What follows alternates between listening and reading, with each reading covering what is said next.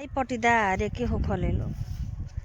अब पूछी का है ये हम बात कहतानी ये से कि हमरा के खेत खराब दे दिल बाटे लोग। पता बा का है हमरा खेत में के गेहूं इहाँ उहाँ जामल बा और बगल के खेत में जौन बाटे वो पटीदारे के खेत ह ओमे एकदम खूब घन गेहूं जामल बा।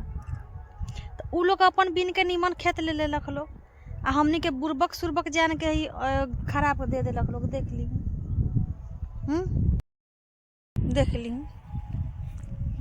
जानबूझ के खराब खेत देलक लोग पटीदार लोग कि बुरबका बा एकरा कैसनो दे दिए तो एकनी के जाए दो का हो जाए एकनी के कौन खनिहार बा।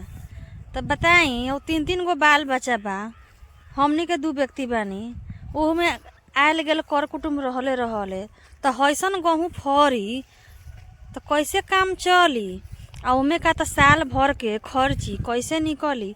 केनहू गेहूँ लौकता केनहू गेहूँ नहीं लौकत तो पटीदार लोग धोखा देले बा लोग हैं। अब ये बात पर कुछ कहल जाए तो कही लो कि देखो तो खोजी करता हई देखी बगल के गेहूँ कितना बढ़िया बा। ये सब पटीदार लोग के खेत है हई हमार खेत है। हमारा खेत में गेहूँ नहीं के हमरा तो लागत कि हमरा खेतों में के गेहूँ आ जन बोआल रहे तो उन्हें अपना खेतों में बोले ले लो का दो। खेत के अगल बगल में जितना लोग बाटे सब पटीदारे लोग नु हवे लोग माने घर के बगल के लोग पटीदार पड़ोसी रहले ता खेत के बगल के कथी कहले ये पड़ोसी न कहते। तो हमरा लागत कि हमर गेहूँ ई लोग उठा बोलेल बाटे लोग अपना गेहुआ में तबे नु हमर हो गल बाटे। देखो तनी जहाँ से उठैले बा लोग उहाँ के खेतवा खाली लौकताटे आई लोग के खेतवा बड़ा घन लागता। तो हमरा साथ लोग बड़ा धोखाधड़ी कैले बाटे लोग।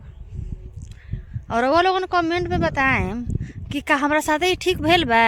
न्याय मिले के चाही कि ई खेत के बगल में जोन खेतवार लोग बा लोग तो काहे ऐसा कैले बा लोग।